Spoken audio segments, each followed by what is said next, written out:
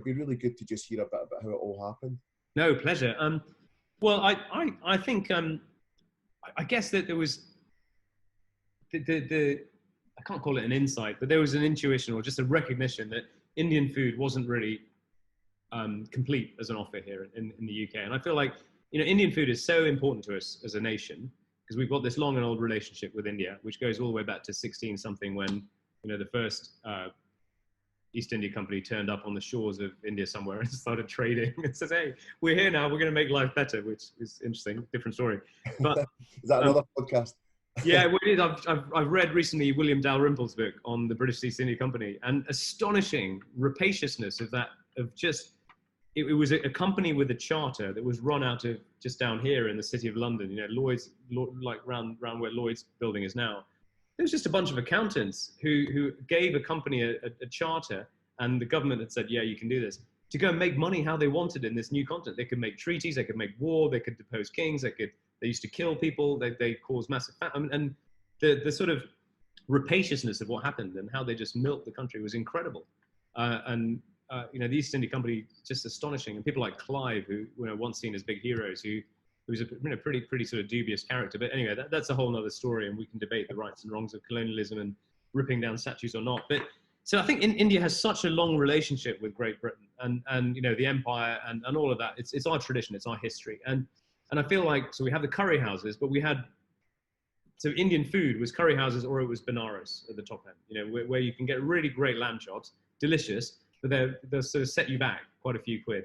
Yeah. And I felt like there was something in the middle there that needed to be said, which was very, very high quality, which was different to a curry house and sort of built on that relationship. And I think like many relationships, old relationships, things can get complacent. And I feel like when we thought about India, we thought of it in a series of cliches. And those cliches might be Days of the Raj, Bollywood, cricket, curry house, and Maharajas and palaces. Maybe that's the same as Days of the Raj. But it was all Passage to India, Handful of Dust, or Bollywood cricket curry house. Yeah.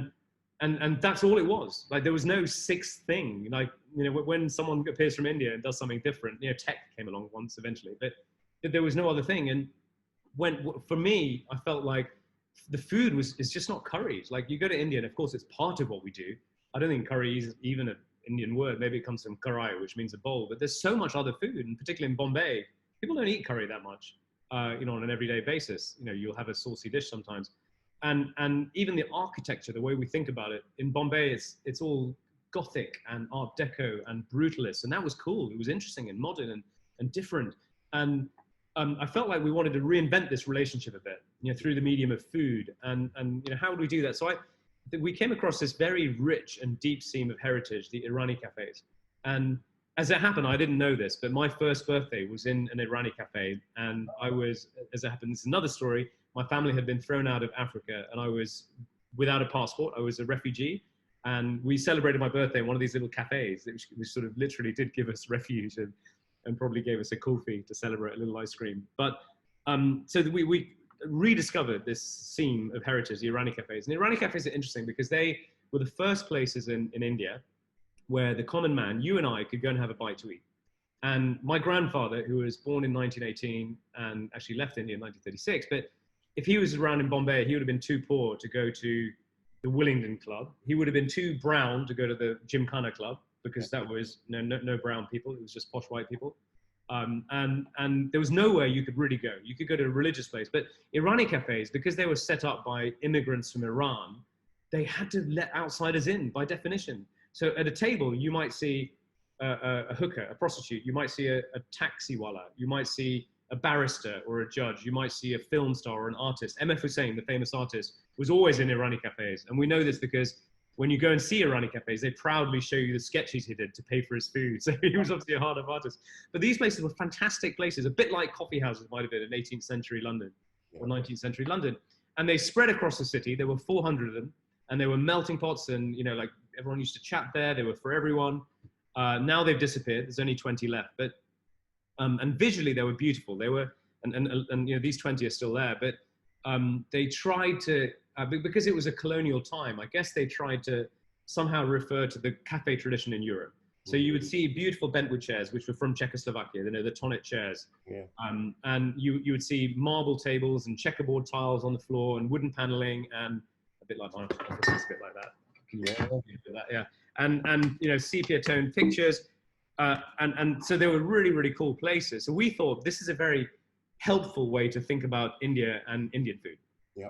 And not only are we inspired by the visuals and of course the food of Iranian cafes and the food of Bombay, but the ethos of them, where they were really breaking down barriers by bringing people together, is something that we really, really cared about too. And I'm really proud that still in Dishoom today, I think there aren't that many places where you might genuinely see a billionaire next table to a student. Yeah. And the students are around because our porridge is inexpensive. We top it up, like it's bottomless porridge, and nobody ever eats more than a couple of bowls, but you can have 5 bowls if you can manage it. Even our chai will be topped up infinitely all day, and you can sit there, use the Wi-Fi, drink chai for a couple of quid, 2-3 quid. And next to them will be, I don't know, Lakshmi Mittal or someone on the next table with his family, really happy and ordering the vintage champagne, which is nice too. That's really, really important. Yeah. And I think that thread comes for us from these Iranian cafes, which were melting pots. Even the tradition of our dishes on the table, you will see very Muslim dishes, like boti kebab or a lamb ran, next to very Hindu tradition dishes like a bhel or a pav bhaji, next to Parsi dishes, which I think is really, really important. And in Indian restaurants in the past, you would never have seen a bhel next to a lamb ran. It doesn't make sense. Whereas we made it make sense on our table. So all of this idea of breaking down barriers is super, super important to us. And so I'm sort of, maybe this is a bit of retrospect, and all entrepreneurs don't know what the hell they're doing when they're doing it. We're good at interpreting the past and saying, oh yeah, it was very coherent. But this is now me looking back and saying, I think that's what we did. We found that seam of heritage, saw the way that we needed to reinvent this sort of idea of the relationship, and then thus Dishoom was sort of born as a sort of concept.